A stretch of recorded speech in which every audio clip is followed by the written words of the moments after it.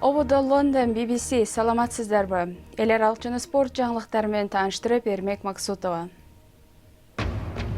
Сирия, Йемен, Афганистан согушта ооруган өлкөлөр пандемия менен кантип күрөшөт?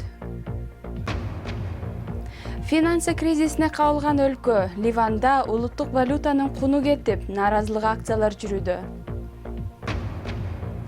Пандемия учурунда Бишкектеги төрөтканалар кандай иштеп жатканына кызыгып көрдүк.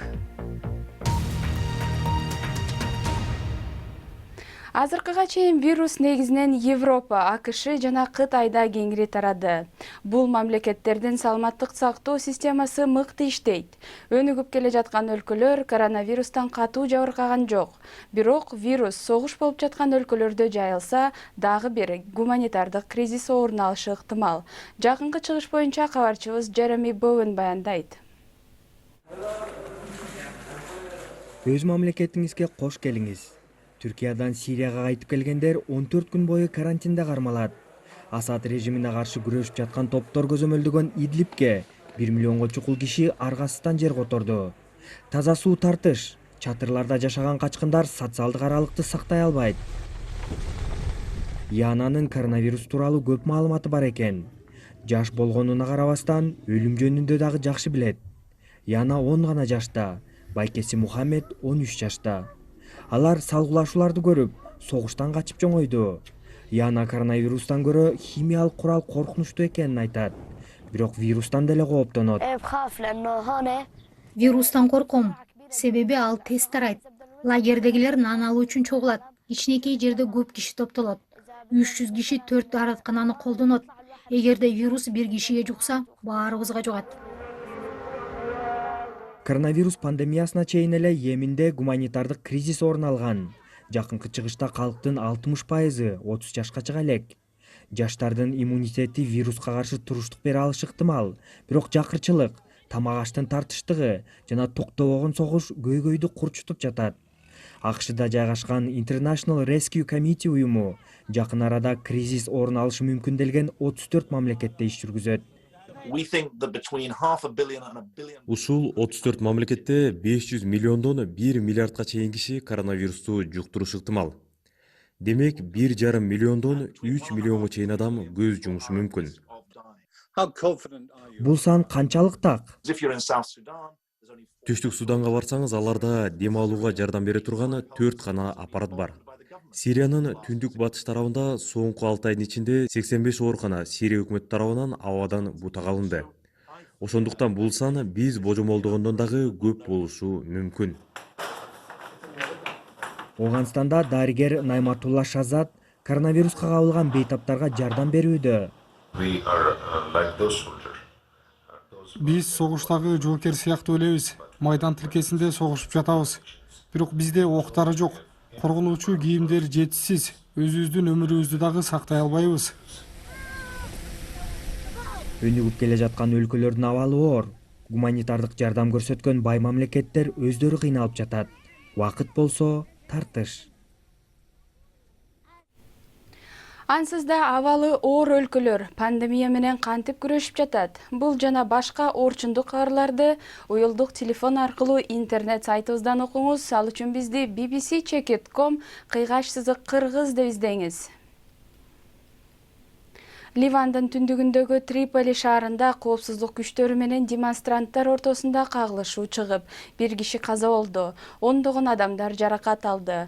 Өлкөдө коронавируска байланыштуу карантин чаралары киргизгенине карабай, экономикалык абал кескин начарлап кеткенине байланыштуу жүздөгөн тургундар митингге чыгышкан. Ансыз да банкротко кабылуу алдында турган өлкөдө пандемия абалды курчутуп жиберди. Ливанда коронавируска байланыштуу адамдардын чогулуусуна тыюу салынган. Бирок бул демонстранттарга пандемияга караганда күнүмдүк тиричилигинде жаралган коркунуч олутту.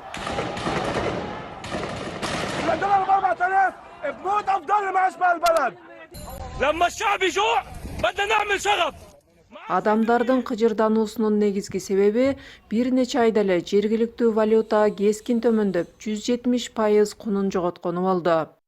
Карантин өзгөчө күнүмдүк нанын таап жеп жүргөн жумушчулардын турмушун ого бетер начарлатты. Бирок Ливандын лирасынын төмөндөшү жана экономикалык маселелери коронавируска чейин эле башталган. 15 жылга созулган жарандык согуштан кийин 90-жылдары Ливандын лидерлери өндүрүшкө эмес, кызмат көрсөтүүгө негизделген экономикалык модельди тандашкан. Ливандык ири диаспоралар өлкөгө АКШ долларын жөнөтүп тургандыктан ондогон жылдардан бери жергиликтүү валюта түшпөй, кыймылсыз мүлк кымбаттап, туризм тармагы өнүгүп келген. Бирок ал көпкө узаган жок. Өзгөчө коңшу Сирияда согуш чыгып, анын саясий жана экономикалык кесепеттери сезилгенде көйгөйлөр чыга келди.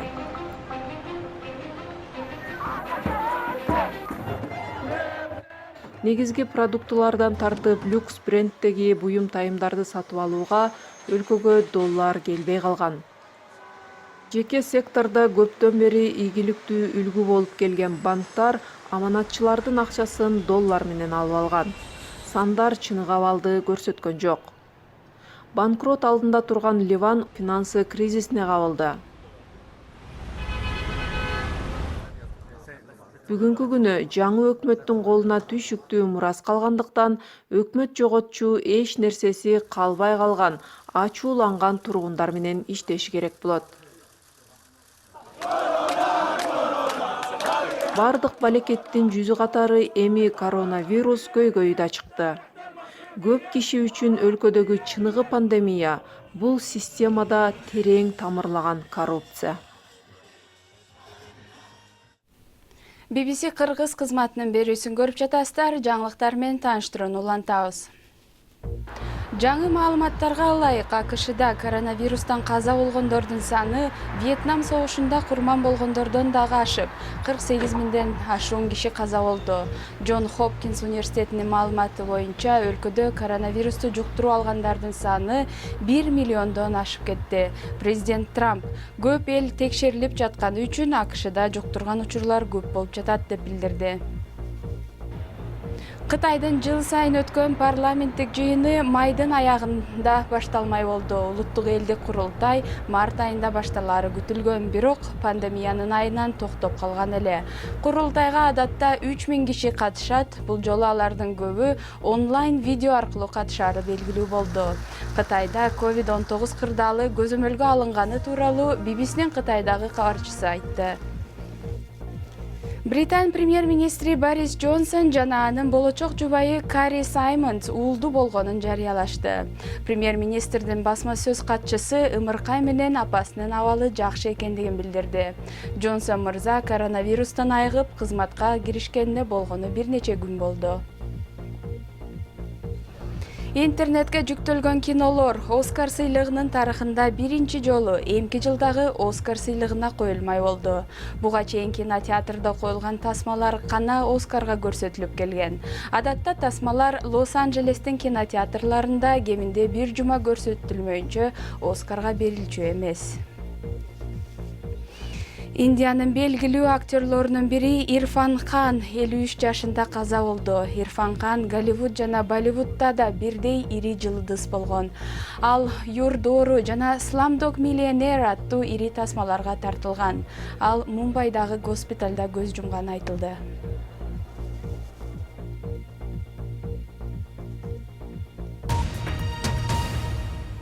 Кыргызстанда карантин жарыяланган алгачкы бир айда өлкө боюнча жалпысынан 12 миңден ашуун ымыркай жарык дүйнөгө келди. Пандемия учурунда Бишкектеги төрөтканалар кандай иштеп жатканын, эмне өзгөрүүлөр киргенине кабарчыларыбыз кызыгып көрдү. Коомдук сайттардын айрым бир колдонуучулары өзгөчө абал шартында төрөтканалар кандай тартипте иштеп жатканы тууралуу маал-маал менен суроо салып келет.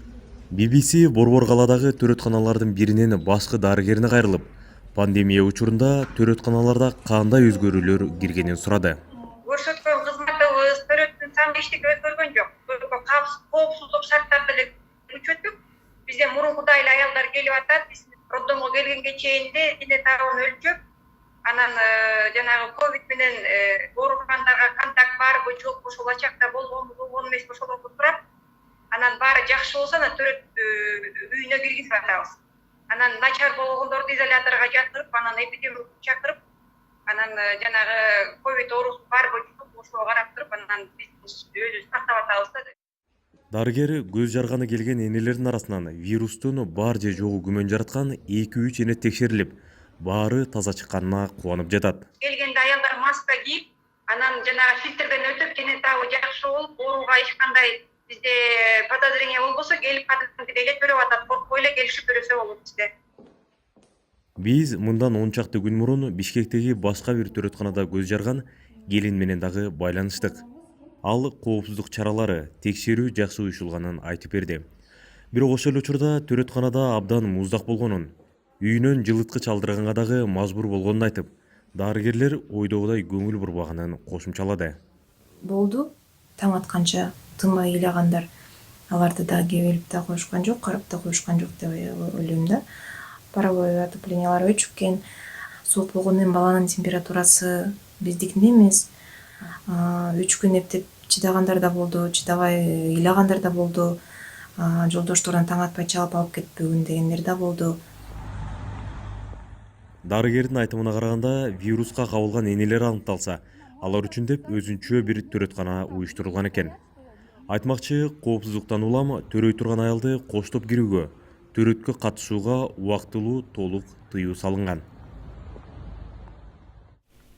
Коронавирус тарап жаткан учурда адамдар бири-биринин ортосунда сакташы зарыл болгон 2 метр аралык бул 3 коала же 1 Майкл Джордан же Volkswagen Beetle унаасынын жарымындай болгон узундук. Аталган аралыкты визуалдаштырып көрсөтүп берели. Усейн Болт 2 метр канчалык болорун эсиңизге салгысы келет. Ооба Усейн, сиз 2008 жылдан бери социалдык аралыкты сактап жүргөнүңүздү билебиз. Бирок 2 метр канчалык узун болот? Ал 1964 жылы чыгарылган Volkswagen Beetle унаасынын жарымы. Катар турган 20 Данаида көпөлөгү. Же Майкл Джордандын бутуңуздун астында туурасынан жатканын элестетиңиз. Болбосо йога килемчесинин узундугундай. Же 10 мардек жүгөрү, же 50 орточо жумуртканы элестетсеңиз болот. Австралияда 3 коала, же 1 кенгурунун узундугундай. Аргентинада болсоңуз 2 капибараны көз алдыңызга элестетиңиз. Эгер эч бир нерсени элестете албасаңыз, бул канадалык кишиден эргүү алып көрүңүз. Белгилүү журналист Жамал Кашогинин жубайы Сауд Аравиянын Ньюкасл клубун сатып алуусуна жол бербөө керек деп Премьер-лигадан суранды. Тактыга мураскер ханзада Мухаммед бин Салман башкарган фонд клубтун 80%-ын 300 миллион фунтка сатып алууга кызыктар. Батыш чалгындоо кызматтары ханзада журналисттин өлүмүнө жоопту деп айтып келет. Мухаммед бин Салман бул айыптарды четке каккан. Франция футболундагы 1 жана 2 лигадагы клубтары бул сезондо толугу менен жабыктырмай болду. Францияда бардык спорттук мелдештерге сентябрь айына чейин тыюу салынган. Кесипкөй футболчулардын лигасы бул сезондун жыйынтыгын өткөн сезондун көрсөткүчүнө негиздейби же толугу менен жаратпай салабы азырынча белгисиз. Жаңылыктардын соңунда Швейцарияда тургундар пандемия учурунда карантинде жатып, кантип убакыт өткөрүп жатканын көрсөтөбүз.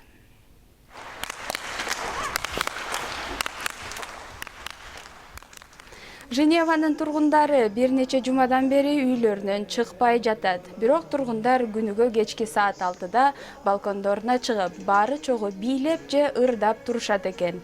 Кече күнү жаан жаап, күндүн темасы жамгыр болуптур. Алардын баары кол чатыр кармап, обондорду созуп көңүл ачыптыр. Берүүнү менен жыйынтыкта Сан Алпарган Эрмек Максутов болду. Эфирде кайрадан жолукканча саламатта калыңыздар.